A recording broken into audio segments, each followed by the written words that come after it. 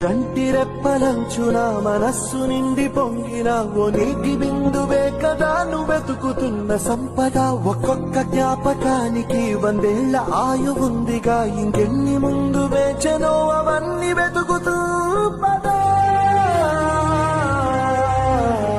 మనుష్యులందు నీ కథ మహర్షిలాగా సాగదా, మనుష్యులందు నీ కథ మహర్షిలాగా సాగదా.